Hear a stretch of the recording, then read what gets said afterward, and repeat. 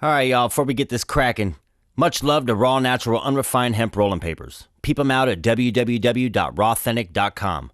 Made in Alcoy, Spain, raw rolling papers are unbleached and unrefined with absolutely no dyes, no chalks, and no burning additives so that you can taste the quality of what you're puffing on. Toss the blunt wraps and the low-grade papers and give your lungs the best rolling paper available. Period. They deserve it. Check out their huge variety of papers, tips, trays, collectibles, and a ton more at www.rawthenic.com. That's rawthenitic.com.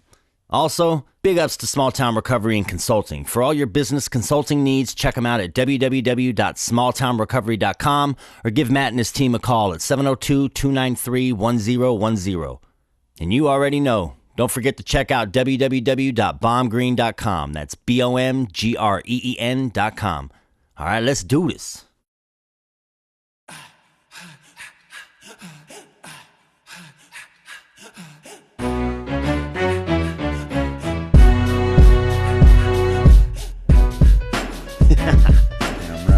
What up? Hip Hop Roots Podcast. We back. Episode number 12. You know how it goes. Hit up the voicemail text line, 775-538-6350. Share your Hip Hop Roots memories. Let us know who you want to see on the Hip Hop Roots Podcast this year. If you're interested in being a guest, want to advertise your brand on the Hip Hop Roots Podcast, hit us up on the email, hiphoprootspodcast@gmail.com. I'm your boy Bomb Green, host every Sunday. Let's get right into it, though. No wasting time. My guest this week, good friend of mine. Me and this man have toured.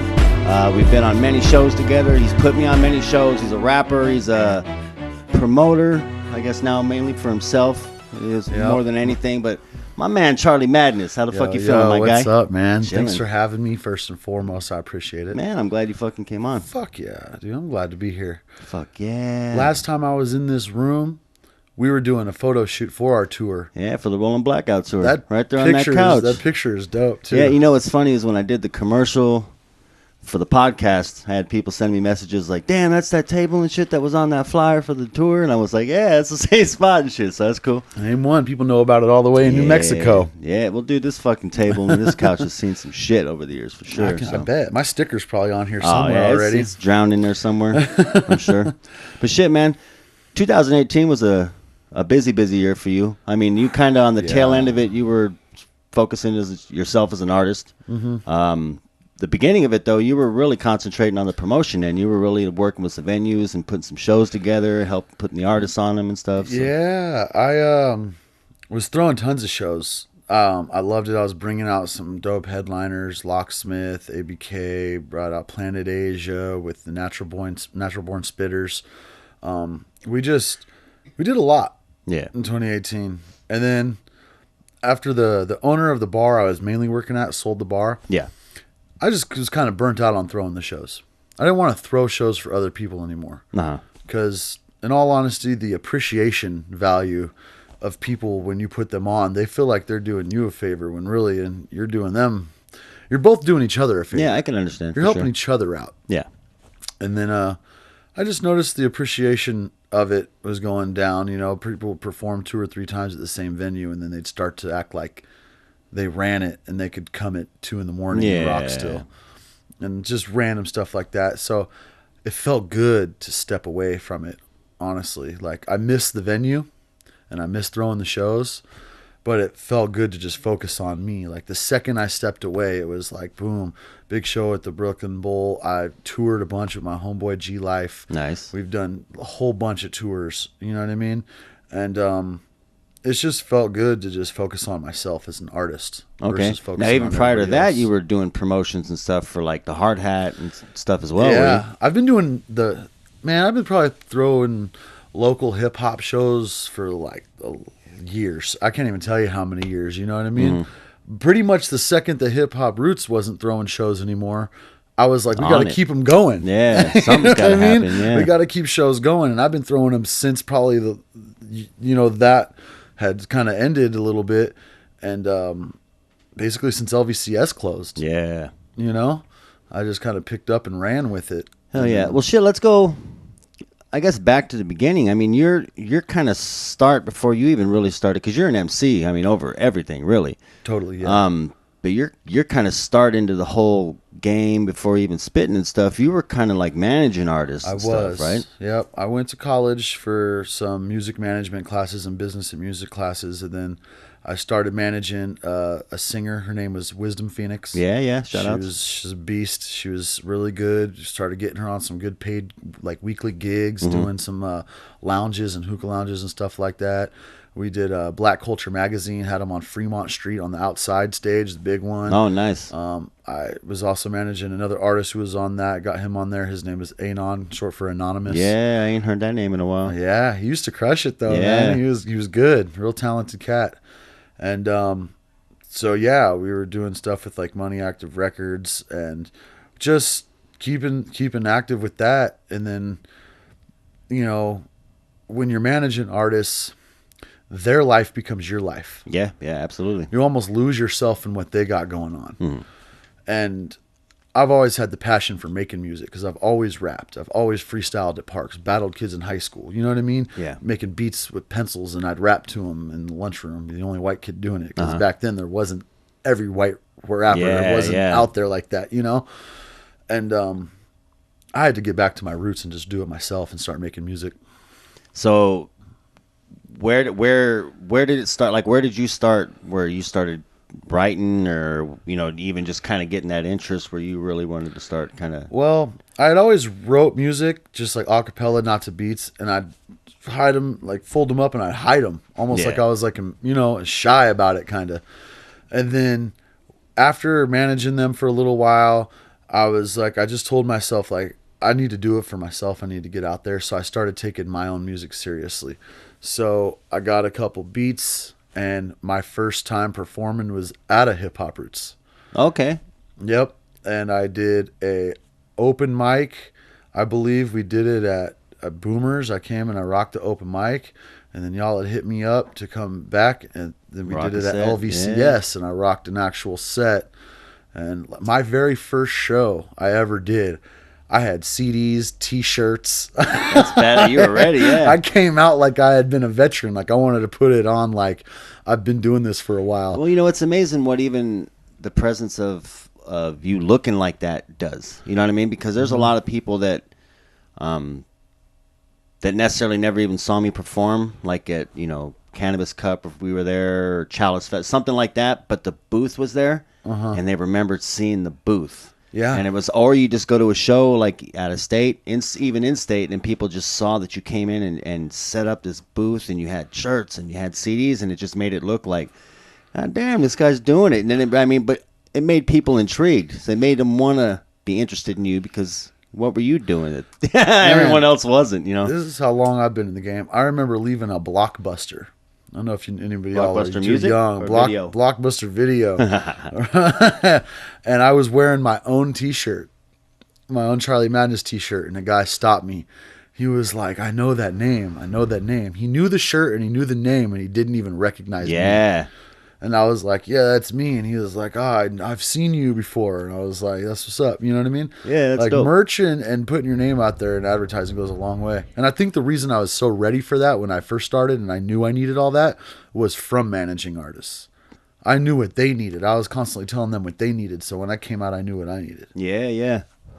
Well, that's huge. I mean, it took me a while to get merch, but that was a big thing for me. It was like, I don't want to say I was one of the first like artists I knew I was in the clique, but like when I was performing and stuff, there was very far and few people that were even making T-shirts, you know what I mean, it was and stuff. Rare. So it's cool to see a lot of the people doing it now because that's the kind of shit I like to wear. I mean, I'll wear a Metallica shirt or a fucking Biggie shirt or something, but it's even doper to wear the Official Genius shirt or the fucking Dent One shirt or the Charlie Madness shirt. You know what I mean? Absolutely. Like the supporting those independents. It's very, and those very locals. rare you see me wear like a name brand on my shirt. Like you're not going to catch me with like DC or something. Like I'll wear like something that says like Icon Cannabis from like a weed company that's been given to me because of through doing music, or you know what I mean? Like yeah, for sure. A Raw shirt or a hat or something, like brands like that are so much cooler to wear for me. I just enjoy it better. You gonna partake, sir? I rarely partake. I ain't smoked since I smoked last night, But before that, I haven't smoked since I ain't Saturday. smoked since last night. Since the Saturday before I know I ain't got high Halloween. since the last time I got high either. So no. So, I quit like every week. yeah, I quit every couple hours for sure. Well, shit. So even now, like doing all the shows and all that. I mean, you've met. I mean, just like most artists out here. Once you start getting into the shows and in the loop of people, you get to the networking and shit like that. I mean, you've worked with a lot of people, even collab wise. But you at one point even had the Loud Pack together. So you had your boys LT and Anglo Sax. Anglo, that's who it was. I was like, fuck, I was spacing on a second. But man, you guys had your little, I mean, probably for a good year and a half ish, 2 years. I mean, going hard there for a minute. Totally. Yeah. Lyricisms. I love it. Yeah, basically, I just love doing music, man. So if I can, like, I'm also like, I'm not an asshole, but I can be. Yeah. So when it comes to working with people, I'm like, I push them really hard. Okay. And it's hard to push people because they have their limits. They've got lives. They've got jobs. They've got, girlfriends.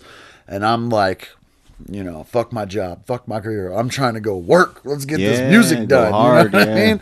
And I'm like, it's hard for me to expect other people to have the same mentality sometimes. Yeah, I mean, there's people out there like that. We've had this convo on here a couple times, but it's again goes back to why I'm a solo artist, because it's not that I don't get along with people. It's not like I dig. There's so many spitters. I mean, even my boys, the High Rollers, HRZ and shit. I mean, these guys are the ones who got me started as a solo artist. I mean, really honed me in my bars and things like that.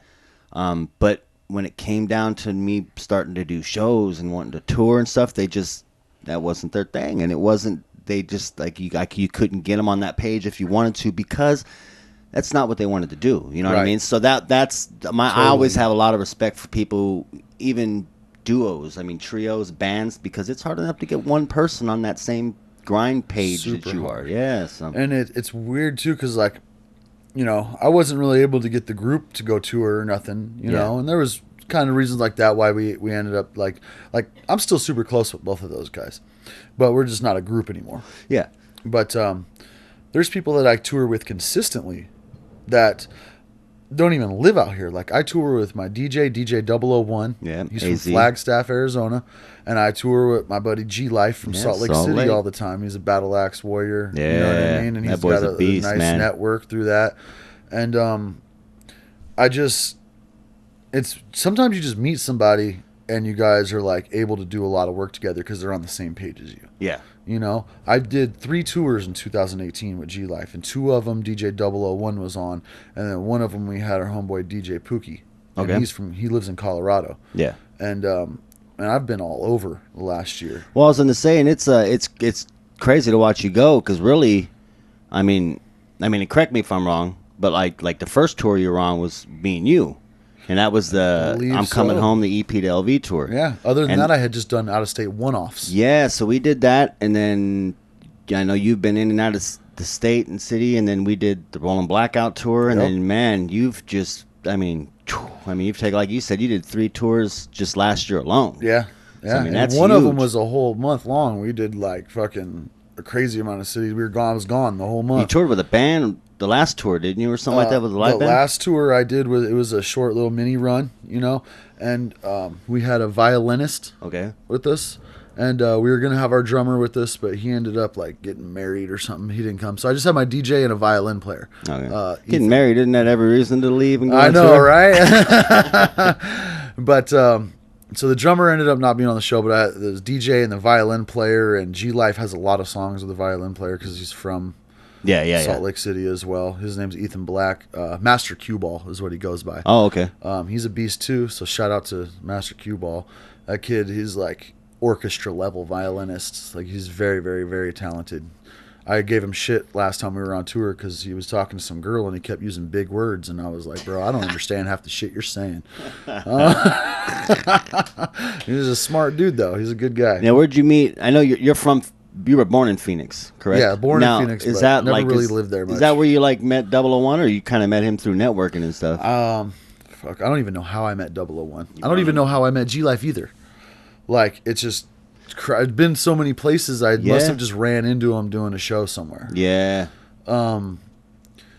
But 001 and I have linked up so much. Like, he's helping me out with the festival that I'm doing. It's almost like a miniature South by Southwest in Flagstaff. Okay, you're building that to do this, what, like the summer or something, or what? Yeah, we're gonna do it this summer. We already got the dates locked in, and there's gonna be a flyer soon, and I'll be booking artists soon. So what's the dates? So it's gonna be June 20th and 21st. Okay. So I believe this is right. It's a Friday, Saturday, I'm Yeah, it's a assuming? Friday, Saturday thing. We've got 3 stages at 2 different venues, all downtown in the main downtown area of Flagstaff. We're doing the Hive and Flag Brew. Okay. Flag Brew's got a big outdoor stage. So everybody that's walking downtown in this beautiful mountain summertime air, everyone that's just walking around can see it, and it's free entry to get into that show. Wow. Yeah. And then inside that venue, there's a nice big room that has another stage. So we're going to have our headliners perform on the big stage outdoors. We're going to have other locals and other people that want to come out and rock and network and rock the indoor stage. Okay. And then we've also got the Hive, and the Hive is our all ages stage. Now, are you doing this like strictly hip hop, or is this like a music festival? I mean, I'm keeping it hip hop. I'll book some singers probably too. I'm not really doing much with like rock bands or anything like that. Yeah, trying to keep more hip hop kind of Trying to keep culture wise. Yeah, definitely. And basically, like I said, I want it to be almost like a very, very, very miniature South by Southwest. Like I said, we got 3 stages, and we got 2 days. We got one all ages day, one night where it's 21 and up. That's got 2 stages going in the same night, and we're gonna have tons of vendors. So anybody that wants to be a vendor or a performer on this, just hit me up, because we're looking for more performers and vendors right now. Where do they hit you up at? You can hit me up at Charlie_Madness, MADNESS at yahoo.com. Yeah, we'll pop it up there too, so that way they can Bing. production Yeah, magic, man. baby. I know, I love it. So you're gonna do like headliner each night? I want to do a headliner each night. I'll probably, because I'm selfish, make myself a headliner for part of it. Or a co-headliner? You know, like a co-headliner. Yeah.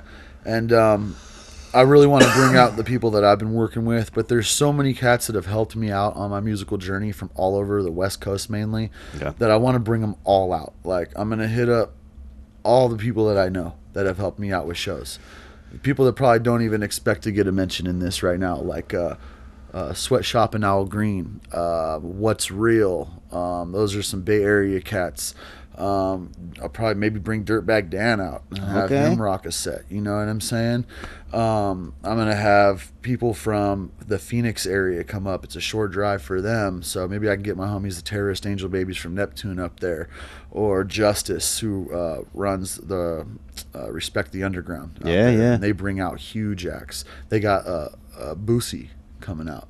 Damn. Like, they bring out big acts. They had me come out there for Joyner Lucas, rock that show. Hell. So, you know, they're on their grind. My homies from Utah, the G Lives, my boy Fat G.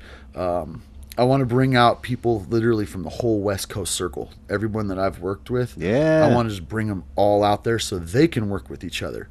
Because they've all put me on shows, and I've put all them on shows. Now, well, I mean, it's a mini South by Southwest. That's what it's for. Right. Now they can put each other on shows, too. Yeah, you know?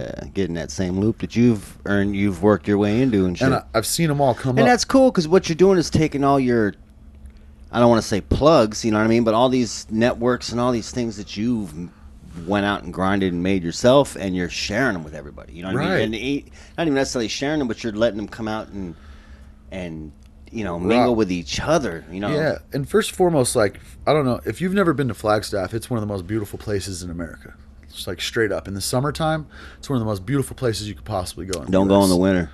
It's rough in the winter. I totaled my car. I toured out there in the winter double. time. We went crashed into me on the freeway. We went down, did a show in Tempe, and 001 was supposed to come down for 2 of them or whatever down there, and he slid his car out on the ice. Got pneumonia. Oh man, I forgot about that. That's right. Man, shout outs to him. He's back up though. He's back up and running. He got mad, crazy pneumonia.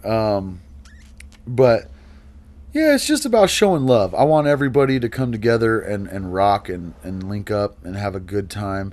And like I said, they've all helped me out. I've helped them out. And now we can just all get together, party. And these guys have all come up in the game since the beginning. Yeah. Like, I've seen these dudes be like, not that many followers, to some of them having ton of followers now. Yeah, which is Some good. of them are surpassing 10,000 streams on their Spotify That's songs awesome. and That's stuff. awesome. Some of them got a lot of views on really high quality music videos. When I met them, they didn't even have music videos. So it's great to just see everybody progress. So Yeah, well, that's you. I mean, if you're looking back at a couple years of you grinding and you're not doing much more than you were doing since day one, then right, maybe you should throw in the towel. But maybe yeah. But then again, maybe you're in it for the right reason, for the love, and don't give a fuck about any of that. But it's true. It is what it is. I think there's a balance of that though. Yeah, because at a certain point you're kind of just in the way. Yeah, like. If you're doing it for love and you're just hitting up some open mics, then that's cool. But if you're just doing it for the love and you're not trying to progress, but you're also hitting up big venues, like, put me on that show. I deserve it. Well, that was what was crazy about doing Roots, and especially in the position I was as like a stage manager and stuff like that, was, everybody who touched the mic went through me. Either if you were on a set, you had to check in. If you're on the open mic, it was because I ran the list. Right. But there was hundreds of different MCs and singers and all kinds of these people who came in, and it was crazy to watch like this class almost come in, and then you see the Donnie Menaces and the Charlie Madnesses, the Echo, these people that had just, massively progressed since all of that. I mean, some of them even, they're like you said, first time at Hip Hop Roots open mic. That's how I got my start. Mike Xavier, that dude came out of nowhere and just been crushing it, yeah, crushing it, like big time. It's crazy. You just never know. Like, you meet somebody and they're doing an open mic, and then like 3 months later they're fucking crushing a festival, for like 2,000 people or whatever it is. It's insane. Well, some of them are even like fans and never even like thought about really getting on the mic and doing it, and then it gets inspiring to watch other artists get up there, and especially when it's people you're like, damn, get up there and just grab, that's fucking dope. And then you kind of get that itch to want to do it, That's because and once you get that itch and you do it, it's hard to let it go, too. Oh, man. Well, I've always been, I love the performing. I've always done it growing up, played metal bands and shit. But the whole rapping thing, I never was in recording and writing and doing a lot of shit way before I ever performed and shit. So when it came time to perform as a solo artist, it was like, all right, I knew I wanted to perform forever, but I was like hyping in my back. I was basically my backups for my boys and shit. But they were not about the performances. So, but twice I got them on stage twice in my 15-year fucking career of recording and performing. So it's good enough for me. I got them on stage a little bit, but they just weren't. They weren't about it. Some people just don't have that passion or love for it. I mean, there's big artists, people who sell mass amounts of records. Producers, all kinds of people that just. They don't tour. They don't. That's not what they do. They just produce music. That's all they do. Like M don't tour. Nah, he don't need. Well, at this point, he don't need to. He used to. He did. Yeah, he did. Now he's just like M needs to come to Vegas and do a show. He needs to bring Joyner Lucas out as the opener and then put Charlie Madness on it. Maybe something. I'm sure you'd be on a long line list of people trying to do the same thing. Woo! It's crazy to be on that level where it's like you don't even have to have an opener. But then again, like to watch some of these people, and it's like we go up and do, I don't know, anywhere between 15 to 20, 25-minute sets. Then you got these dudes that are going up there doing full production, hour and a half, running back and forth on this. I mean, it's just like, wow. Drake will come out and perform, and he'll bring out like 10 other artists that are huge and can be doing their own shows. But Drake is just so big that they're like, no, we got to make sure we're at Drake's show to do that one song we have with him. I always had a big respect for like Jay-Z, because he always just like, and I don't, I in no way compare myself to him, but he came out like I did. Like, he's never had a hype man. He's never, he would bring out people sometimes, but it was just like, that he knew how to control and command on his own. He was just like a presence. The guy was a motivational speaker on beat kind of thing. You know what I mean? Like, he just had that presence, and I always had a big respect for him like that, because he never had background tracks, never had a hype man, never had anybody doing any kind of background Oh man, let's talk about that for a second. I'm sorry, this is your show, but no, let's talk about it. Rappers. You don't need to do karaoke for your own songs. It's okay to have a little bit of backing vocals to help you out for like your hooks and stuff like that, but when you're kicking bars and you've got a bunch of background vocals on your track, if you're even off a little bit, it is 5 times more noticeable than when you don't have your backup tracks on there. This is true. I'm not even going to say you're unprofessional or you suck because you need that or blah, blah, blah, blah, blah, blah, blah, blah, blah. All I'm saying is it's noticeable and it doesn't look as good. As a person that likes to go to shows, not just as an artist, I like to go to shows and watch. When I see someone perform and their background track is more hype than they are, it's an issue. Well, and you got to think too. You're grabbing a mic. You're like that. There's no band. There's no none of that. Like you perform. That's what you do. You rap and you're singing. You're whatever you're doing. You're supposed to be doing that. That's what people are coming to see, or that's what people at least want to see if you're stepping on stage, regardless if they came to see you. They don't, like you said, they're not looking for you to karaoke over your tracks. Now, my hooks stay on, you know what I mean? And I use, because I don't use the hype man, I keep my backs on, and they're real low. But again, if there's one thing I've learned, got to be on point. Got to be on point. Got to be on point, because if you drag a little, if you speed a little, and they're off, then it's sometimes horrible. Even if you don't say it the same way you say it as you recorded. Yeah. Oh yeah. That's absolutely. If you're like, I'm on my grind, and then it's like, I'm on my grind. The cadence, anything. It's just it just sounds fucked up. Absolutely. So if you're gonna do it, you got to master it. You got to really rehearse and practice. I think a lot of cats do it because they don't rehearse and they don't practice. I think people come to see your craft. That's like going to watch someone paint live, and the painting's done when they get there. Half of it's done, or like, you know, it's numbered color. You know, there's something like it's cheating or something, and you're like, fuck, man, I wanted to see him get his craft. You know, like really uses. Here to see a light show, and you got a freaking light bright out there. Yeah, something. So yeah, I can understand that for sure. I've seen over the years, especially too, because there's so many. I don't want to call them like hip hop snobs, you know what I mean? But there's motherfuckers that like they'll walk out the building, they'll call you out on it. And it's just because that's how they are. And again, I can see that because again, if I came to see some people spit, I expect you to spit. You know what I mean? Even karaoke. You said karaoke. It's not even. I mean, when you do karaoke, the track's not there. I just pride myself on being able to spit. Like, I'll have a whole track just cut off, DJ a fuck up, and I'll keep rapping my shit. Yeah. You know what I mean? I freestyle at the end of every single set that I do, and I have people pull shit out of their pockets. Yeah, and I go around and I rap it. about whatever they pull out of their pockets. Like, you know, shout out to MC Supernatural for starting that. You know? Like, I literally believe in being a true MC, like having all of the art forms of it. Mm. And not everybody has to freestyle, but, man, if you can get through your set even when you fuck up and people don't know you fucked up because you freestyled the last half of your verse, it's pretty impressive. Well, Hydro talked about him doing see, I'm going to mess up probably the show, but I wanted to say like maybe it was like Talib or something like that, and he was touring and all this stuff, but he said he had fumbled, like not really fumbled like through, but he completely forgot because he'd realized he was watching. And he started freestyling about, you know, being in the RV with no AC and blah, blah, blah. And he said he came up to him at the end of the show and was like, that shit was dope.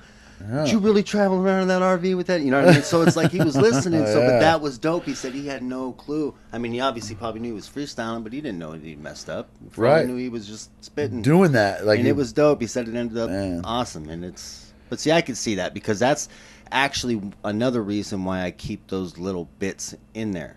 Because there's been times, no matter how many times I've done the track, especially when I was drinking a lot and shit, you just kind of, and you'd fart out, and then you'd hear that, bam, the little backgrounds, and it would pick me back up. But see, there's a difference because when I fumbled and I did that and picked back up, you knew it was a fumble, as opposed to just starting to just.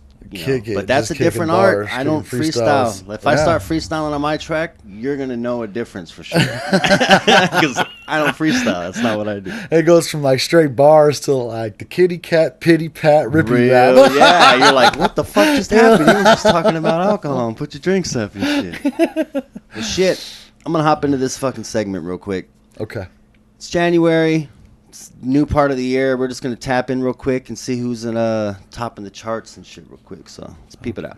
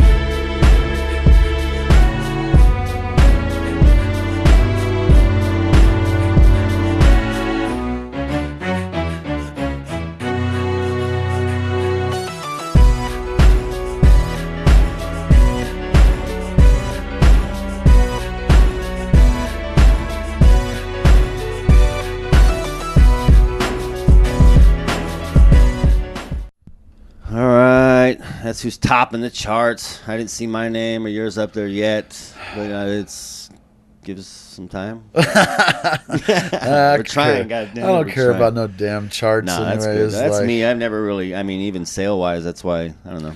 I look at it like this. I value my MC-ship on like if you put me in a room with anybody in the game and we just start kicking bars, can I hold my own? Yeah.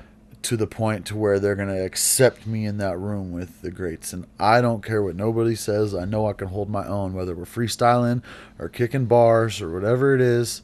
Nobody's going to look at me and be like, that's a whack MC. They're all going to be like, shit. Even my haters in this city are people that were once congratulating me and telling me how well, again, that goes back to my my saying thing is like, no one hates on the people doing less than them. It's always people hate for another reason. Like, no one hates the guy pushing the homeless guy. No one hates the guy, bagging groceries at minimum wage that's hardly paying, because that's not you. He's doing less than you. It's the guy driving the Escalade when you're in your fucking Sonata and that kind of shit, or someone doing something bigger. So totally, you have to have haters. That lets you know that you're brewing something. You're doing something good. So, but don't focus on the haters. That's right. As you should not be wasting that time. I mean, it's cool. You can address it or whatnot, but address it and be address done. it and move along, or don't address it. That's what I'd say. Or whatever you choose to do. But like, I mean, don't give them no more clout than. I ain't here to exchange anything but bars and money. Yeah, and conversation. Real. Other than that, like maybe a little weed. Yeah. Exchange the blunt back and forth. Speaking of, that's about it. How long do you think it's been? Like 10 minutes. Probably, yeah. Oh, you want to spark that one? You quit 10 minutes ago. We gotta roll a beast like that for like the 100th episode. We'll roll a super nat cone or something. Bring me back on for that. Little 1-footer. Bring everybody on that you've had. Yeah, I'm not doing that kind of show. Yeah, it's like even sit around. We can all talk shit to each other. Not like that you want to hear the names, that's it. But like even AJ and Coherent, they had brought it up. Like it'd be dope to see you do a squad interview. Like you have like you named a few Indica. This is this. Mm-hmm. It'd be cool, but I trying to like two. I didn't even want to do two people, and then I kind of talked myself into doing it. I can control it a little more, but it's more about the one-on-one chill with me. Yeah. More than the squad shit. So, I mean, maybe another kind of podcast or something. But right. I think it'd be dope. But I feel it. I totally understand what you're saying. You're trying to get to know people and talk to them, or people that you already know and have messed with and worked with and stuff. And not even that. I mean, this platform's really what I want to do is I want to accomplish the same kind of thing that Hip Hop Roots did. Except, obviously, we're not. It's a different platform. We're not performing. There's no open mic. But there's at this point you can perform. There's a bunch. I mean, there's not a ton now, but I mean, there's always open mics. People perform. Everyone's got SoundCloud. You can tell people to go to SoundCloud from your Facebook, but like the radios don't really fuck with us much. There's not many platforms where you can sit back and kind of, whether it's discuss your project, your shit, or just bullshit. You know what I mean, and stuff like that. And so it was a little different on top of like the segments where I can help highlight other things, events, whatever it be and stuff. So it was, kind of I was trying to capture what Hip Hop Roots we did at the shows, but kind of in a different, obviously, platform. The only thing that's a little suckier is it moves slower because it's one interview at a time, once a week. Because I got people, it's like, damn, I sent an email fucking 3 months ago, and I'm like, man, I saw your the G Kid interview. Yeah. I watched that one, man. Shout out to that dude. It's weird because like I don't know him real well, but like we've done stuff together. You know what I mean? Yeah. Like he's been my DJ for shows at the Brooklyn Bowl. Yeah. And DJ'd for me, and like we kicked it, and then like he's a good dude too. He is a good dude, man. Yeah. And then I remember one time, real late after I got done throwing a show or I got off work or something, he shouted me out on the radio when he was doing the radio show. Yeah, hell yeah. He's like, gave me a little shout out, and I was like, man, this is what's up. That's the homie. You know what I mean? Yeah. Some people you don't got to see them every day, but you still know like they're good people, and if you see them around or you work with them, you know it's gonna be good business. Yeah. Well, not even that. Like even that, I haven't seen G. I don't think I saw him since Hip Hop Roots started or stopped. And then he got into the radio. I started hearing his name on the radio, and I was like, damn, he's doing this thing kind of thing. So, like, him being in here was dope because it's, we got to catch up even off the mic. I mean, me and him could have done 2.5, 3 hours with the kind of convo we were having here that didn't even make the show. You know what I mean? That wasn't even part of the show. So, but I mean, shout outs to him because he's doing. I think he's frogs. I don't want to say over there. I don't want to say he's busted out of his shell, but he's really found his fucking his ground from being just the DJ for a bunch of people doing open mic and us and to I mean, like you said, Senior Frogs. I mean, the guy's all over up and down working with Cashavelli and shit. It's good, man. I like to see people moving, like, and doing what they love to do. It makes me feel super happy. Like, this is a small city, but at the same time, we have a shit ton of people out here. So when you see the same cats that have been around for years and they're still doing stuff, it's dope. Because you see a lot of cats that fall off. I'm not going to say any names or anything, but like we've all seen cats that have like been at their peak, reached their peak, and then stopped. They just lost the passion or they had things to do. So like the cats that have been around for a decade or more and stuff, and they're still going and they're still trying to get that dream. It's dope. Ritz was, I've always had a big, I like the guy. I like his music. I've opened up for him fucking probably 8 times or 7 times or some shit, but he's a humble motherfucker. And one of the first times the first time I ever saw him was we brought him into Hip Hop Roots. I was there. White Jesus before he was signed to Strange. White Jesus. So we were backstage, like kind of mingling, like during his, before the show was open, and there was fans mingling. And this is, obviously he wasn't big, like, they had security waiting, pulling people back from him. And dudes were like, I just want to be like you. Like, I write, and man, you're doing so good, and you're this and that. And he just told him, he said, man, you write every day? And he's like, yeah. And he's like, you get on these open mics and you come and mingle with these MCs? And he was like, yeah. And he was like, bro, you're doing it. He was like, it took me 15 years. And he's like, I almost quit. And, he told this big story, this shit. And I was just like, bro, and I've seen him tell the same story multiple tours later after signed to Strange and shit. So the dude, what I mean? It's good to hear people that you even see even on a big bracket like that, or some of the OGs in the city that are just like, bro, you just got to push and go and I've go. thought about quitting, for sure. Oh, yeah. No question about it. Like, I haven't let that thought, luckily, get to me. But every time I think about it, somebody hits me up to go on a dope tour. Or somebody hits me up for a show where there's going to be a shit ton of people and I'm getting paid for it. And I'm like, well, why would I say no to this great opportunity that I'm getting blessed with just to rap? You know what I mean? Like, who am I to turn that down? So, like, there's always been something that's just kept me in the game. Yeah, well, shit, this last, like, probably 2 years, I've probably taken more time off, like, doing this than I've had since I started. And it was mainly, like, to catch up with myself because I was, like, my drinking was getting out of control. It took me a long time to even identify it, more or less correct it and shit like that. I mean, it's a lot of things. Depression, there was just a lot of things that were, like, if I don't stop for a second and handle business, it's not going to go well. You know what I mean? So, like, and that's the thing. So, like, just recently, I just started getting that kind of that fire where it was like, all right, I couldn't tell you the last time I've written a fresh, like, bars. I mean, do you remember that verse you recorded for when you were over here? Yeah. We were doing something. We were supposed to drop this. That was dope. We were doing a commercial. Yeah. But do you remember when that was? That's got to have been well over a year ago, huh? Yeah. We were, man, that was a long time ago. And that goes back to that whole no motivation to do any of that shit. But sometimes your motivation can change and it can still be in the music. Like you haven't been putting, the music out, but you switched to doing this. Yeah.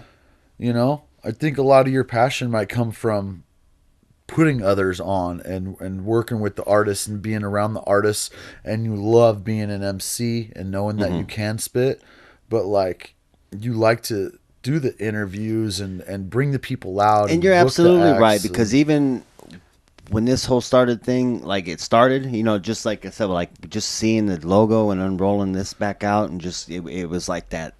It lit me back up again because it felt like Hip Hop Roots. You know what I mean? Where it was you're like the Vegas Vlad TV. Well, we're trying to be as big as Vlad TV. Vlad's sure. Yeah, you got this though. Keep it pushing. Yeah, you know, I mean, it's not about as. I don't want this to be big. I mean, don't get me wrong. I want it to be big for me too, but I want this to be where these first, let's say, you know, like right now we're sitting, you know, like I think the top video is sitting at 270 or something views, give or take, or something like that. That, you know, episode 500 and shit, hopefully this will be so big that it doesn't, like right now the views are like that, but you can look back at even that video and it'll be up in the thousands and stuff. Yeah. Because I want this to build so that way when the artists get on you, they, you know, it'll be worth them getting on you. Even if it's right now and the views aren't counted, in a year from now, if it's so much bigger, those videos aren't going nowhere. They're sitting around. It's just nothing but lingering promo for them. I told my lady today, when I was on my way over here, I was like, I got to go do this podcast and I'm running late, but I really want to go do it because he does it real professional, and I like doing that because like I'm at a point in my music career where I don't fuck with shit unless it's extremely professionally done. Yeah, like. If you're not going to be super professional and you're still kind of at that starting stage and you don't know what you're doing, then I'd probably will just, you know, hit me up, you know, when you guys get it more figured out. Nothing against you. Everybody starts somewhere. But I know you keep your stuff professional because I've worked with you and I've toured with you. Mm-hmm.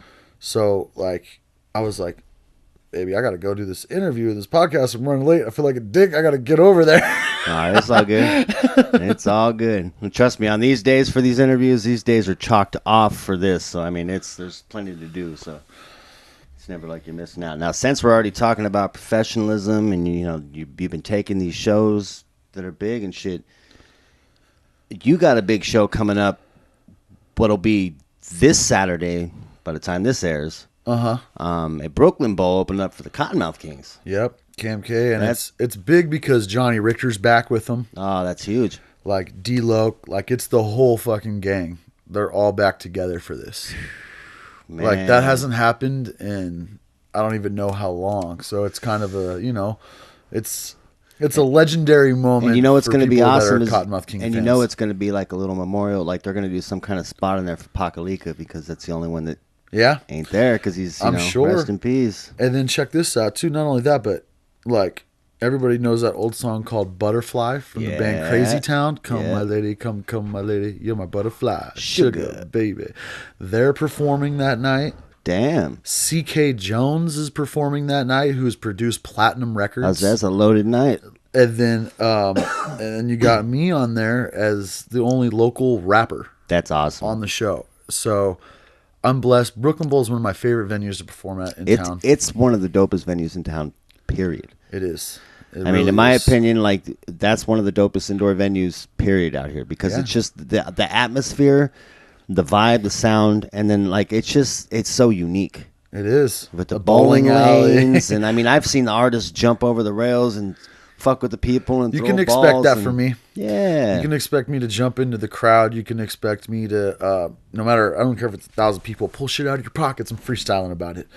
You've always been interactive like that, even at the shows, all the bars. Like you've always come off stage at some point. You even on stage, you chop it up with the audience. I'm not afraid to try to start a mosh pit at a hip hop show.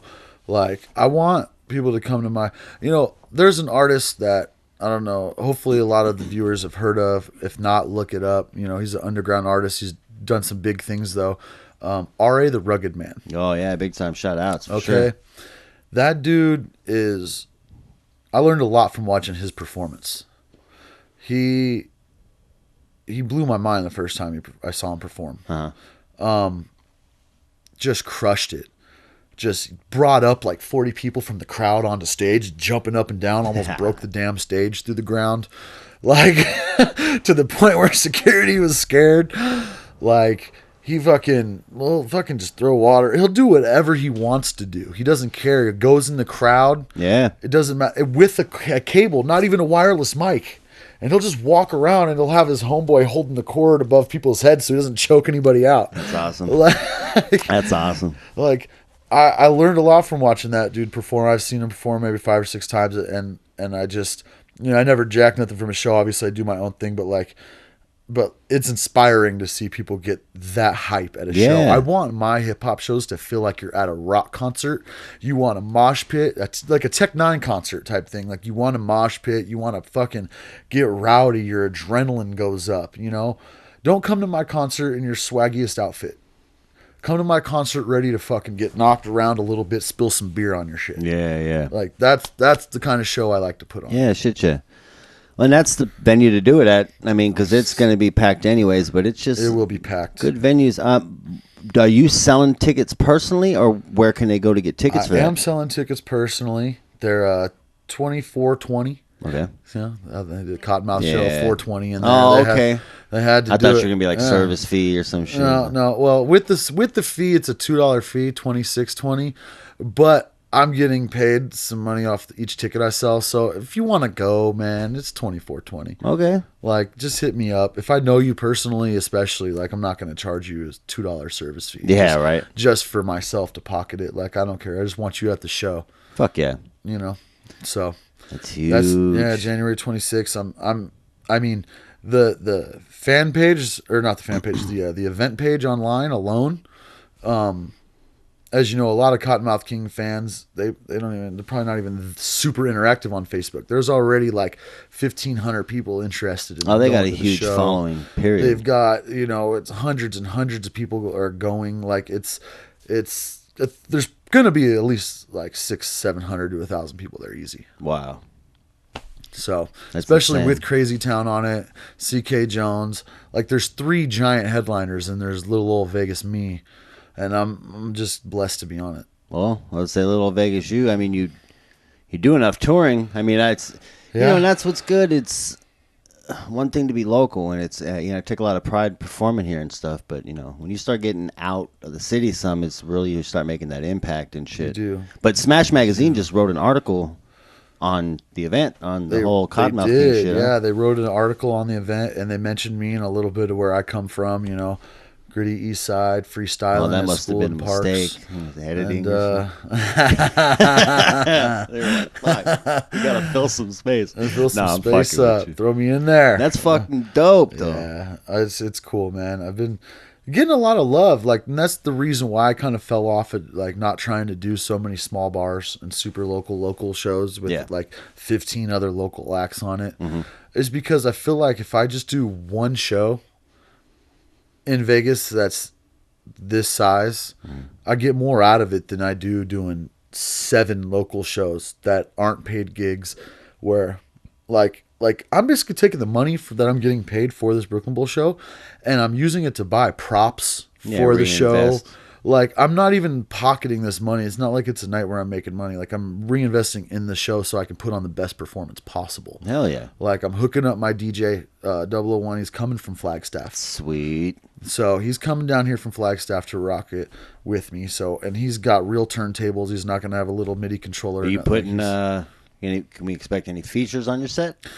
Yep. You can expect Snap Murphy to be on there. And I'm going to have LT hyping me up. Okay. Yep. So I'm going to have my DJ with his real turntables scratching. I got a whole segment for him just to tear it up and make the crowd go crazy. Like, the louder you get, the crazier he gets. Yeah.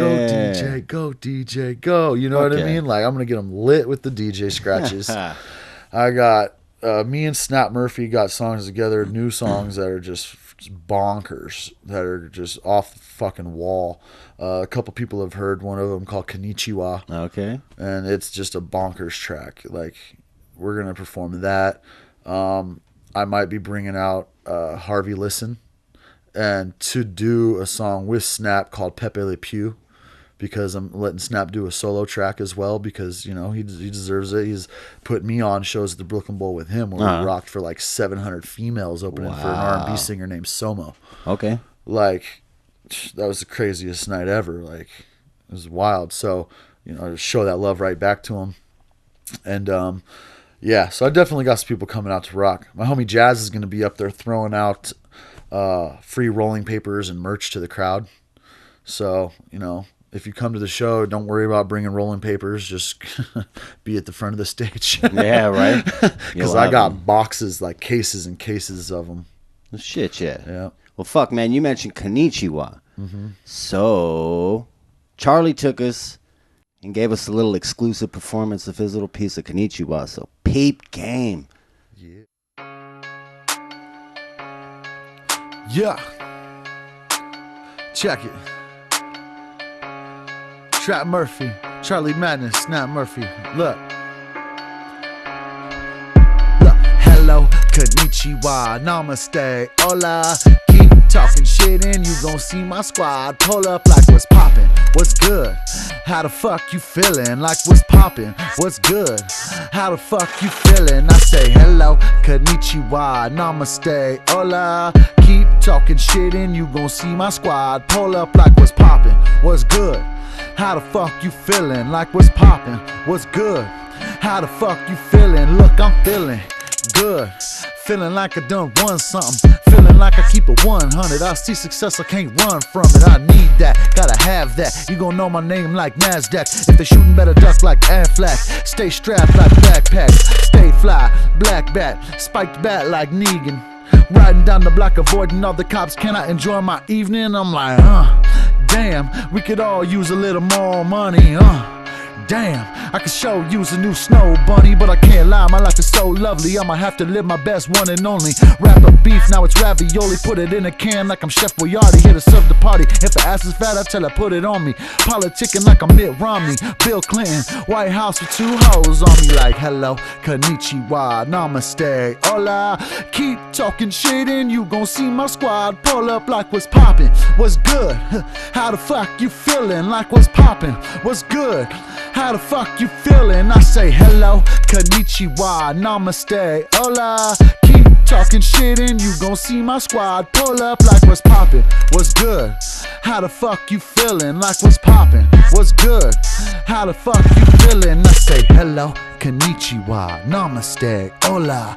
Keep talking shit and you gon' see my squad pull up like what's poppin', what's good? How the fuck you feelin'? Like what's poppin', what's good, bitch? How the fuck you feelin'? Yeah. What's crackin'? It's Charlie Madness.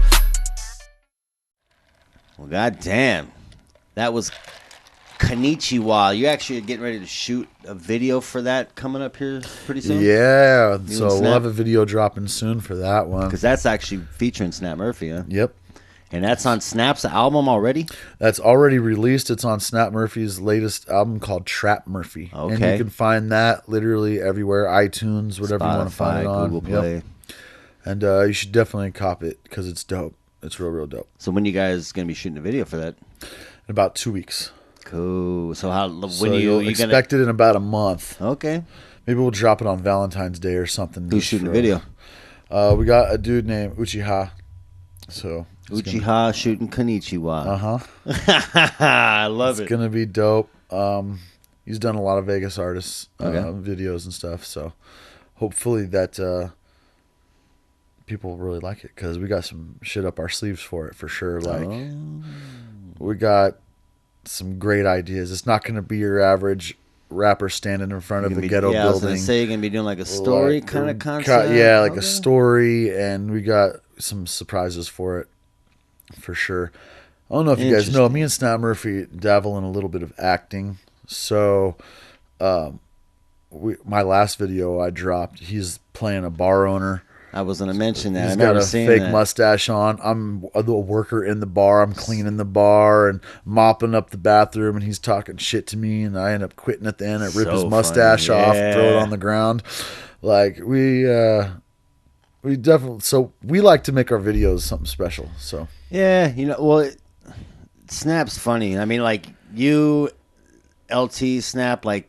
And you're just kicking it like at the shows and shit. You guys are just funny. I mean, it's just a funny circle to be around because it's just... We fuck around a lot. Yeah, you like to talk shit and pop off and, it's funny as fuck.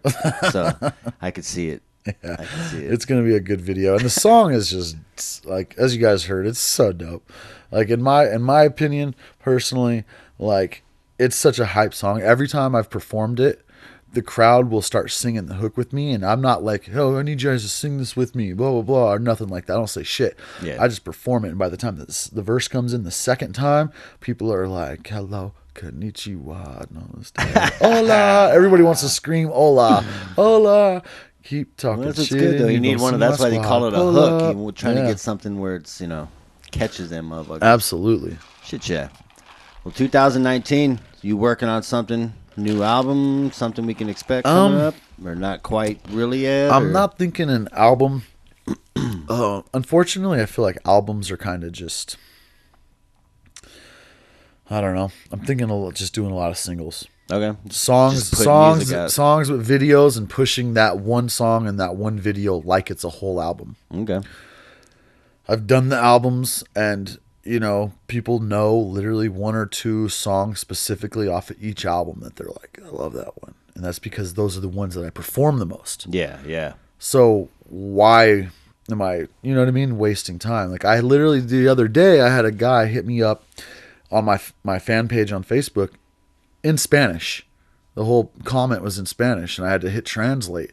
And it was him telling me that he's listening from Mexico and he loves my music. He named 3 songs that he really, really liked.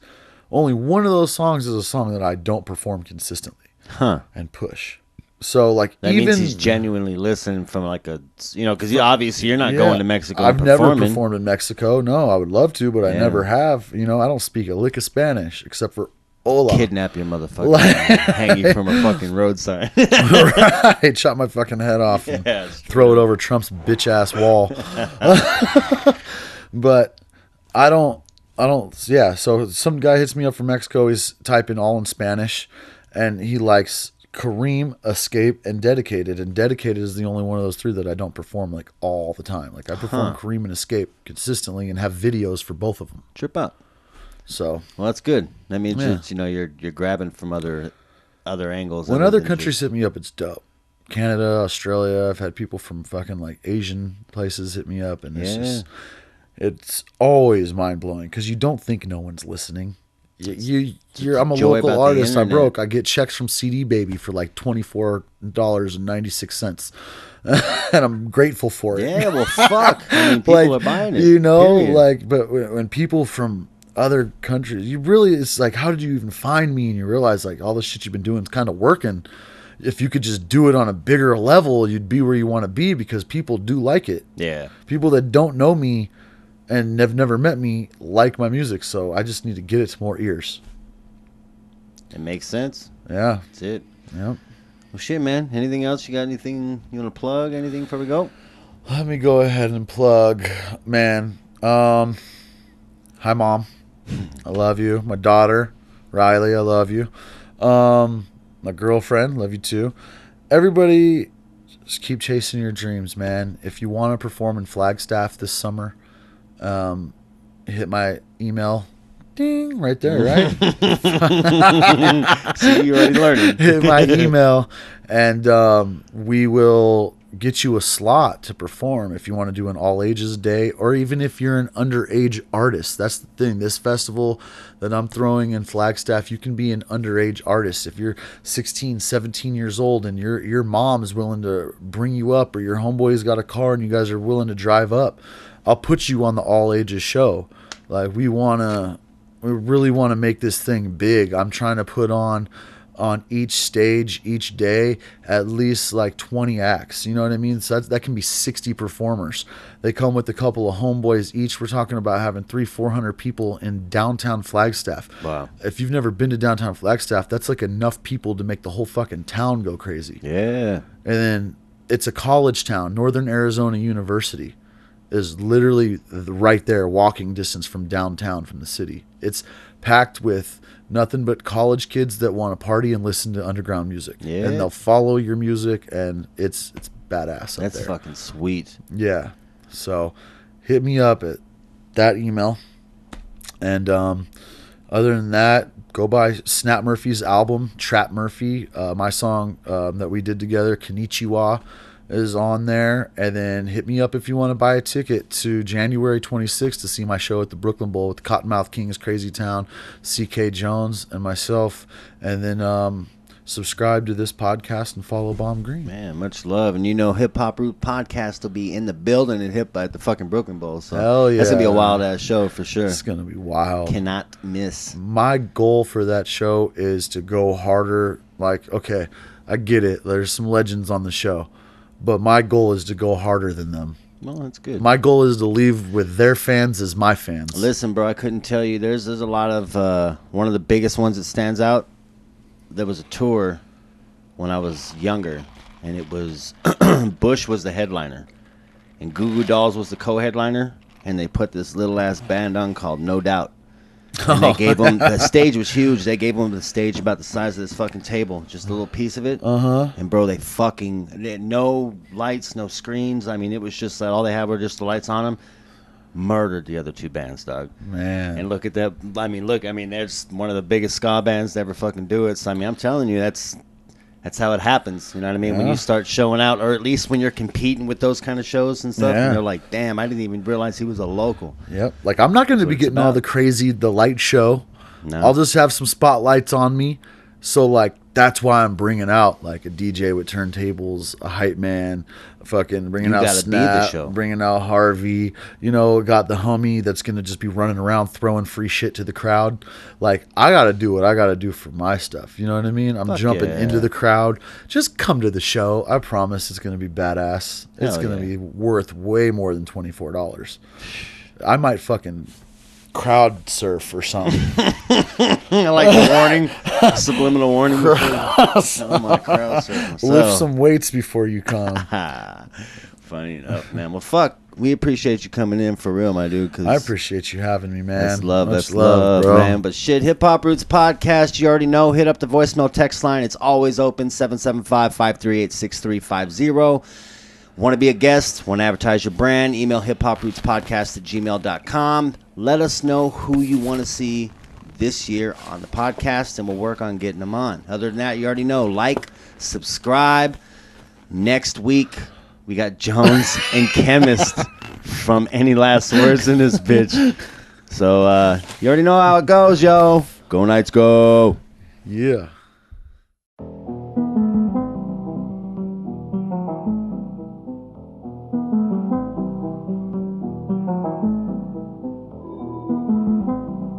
Hot off the top like a head full of steam.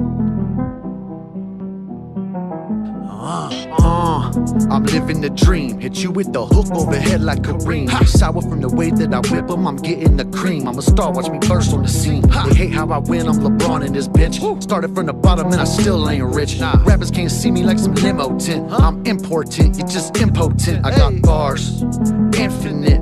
Me and your bitch got intimate. Glove that hoe, she in the mix. I'm in the mix. I was in them streets, I really hit them licks. Lot of homies gone that I really miss. Hitting the swish with the flick of the wrist. Look at the wrist. You might go blind, no, I go psycho. Might go Myers, I'm killing the pussy. Weighing my options, I don't mean Litucci. White boy soldier, black man's culture. Guess I'm Jim Carrey on and live in color. You're trying to go yard while you're using a putter. I'll DM your mother and beat up your brother, you sucker. Ha! You really don't want it. Take all your shit and go pawn it. Keep it 100, I'm brutally honest. Break down these barriers like I was Sonic. Ain't for their head, I know they heartless. Eating them seed, no starving artist. Boy, I go the hardest. Living the dream, hit you with the hook overhead like a ream.